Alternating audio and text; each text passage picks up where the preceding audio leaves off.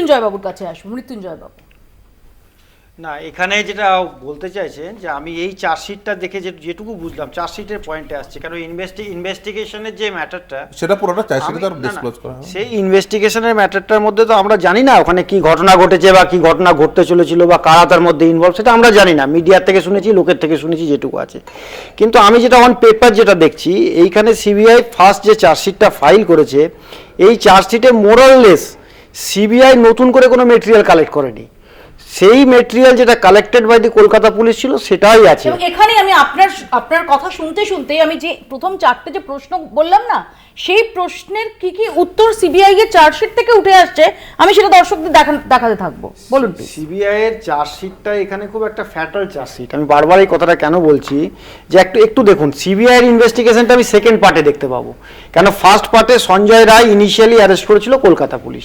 সঞ্জয় রায়কে অ্যারেস্ট করার পর মেটেরিয়াল কালেক্ট হয়েছে ডিউরিং ইনভেস্টিগেশন, তারপর সিবিআই টুক আপ করেছে ইনভেস্টিগেশন।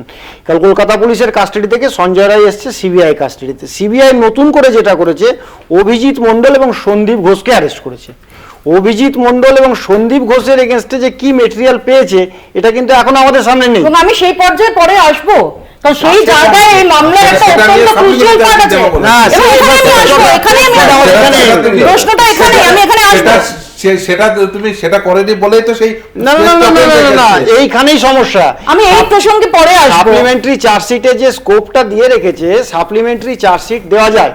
সাপ্লিমেন্টারি চার্জশিট নিয়ে আমার কোনো দ্বিমত নেই, আইনেও সেই প্রাবধান আছে। কিন্তু তুমি যদি ওল্ড অ্যাক্টে দেখো, যখন তুমি একটা কেস ওপেন করছে, প্রসিকিউশন কেসটা যখন তোমার ওপেন করছে, তখন তোমাকে you have to brought all the evidence against the accused person before the framing of charge.